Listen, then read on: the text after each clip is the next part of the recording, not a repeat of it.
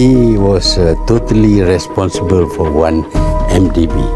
Nothing can be done without his signature, and we have his signature on all the deals entered into 1MDB. Therefore, he is responsible. We have the checks, we have the letters signed by him, so he cannot say that I had nothing to do with it. Well, embezzlement, stealing government money, losing government money, and a number of other charges. Using government money to bribe, all those things.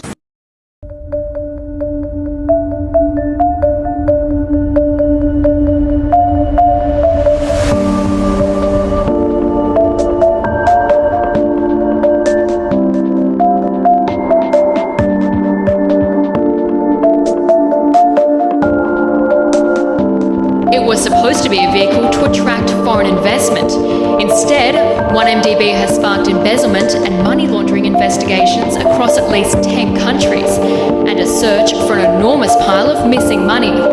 Started in 2009 by the then government under Najib Razak, the fund's early initiatives included buying privately owned power plants and planning a new financial district in Kuala Lumpur. But 1MDB proved better at borrowing than attracting investment, ultimately finding itself $12 billion in debt.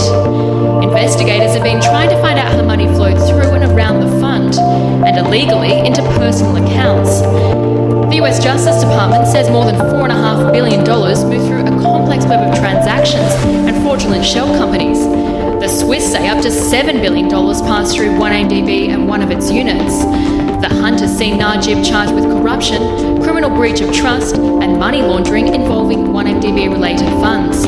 He denies any wrongdoing. Goldman Sachs is also facing criminal charges, with prosecutors seeking fines of more than $3 billion.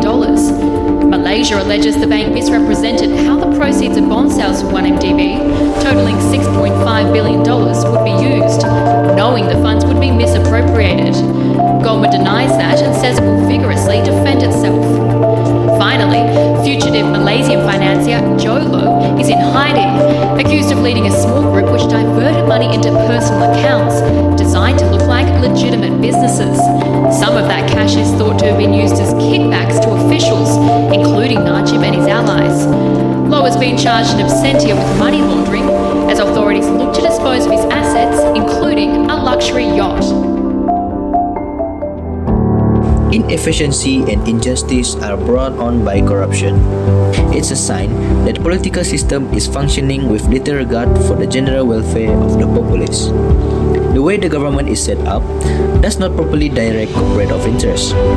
Corruption threatens the economic objectives of the development, reduction of poverty, and effective equitable market. Avoid getting involved in politics unless you genuinely want to serve with honor, honesty, and integrity, and not for personal gain through corruption. In the meanwhile, the public must also learn from the 1MDB swindle of the century. In any case, the cost must be borne.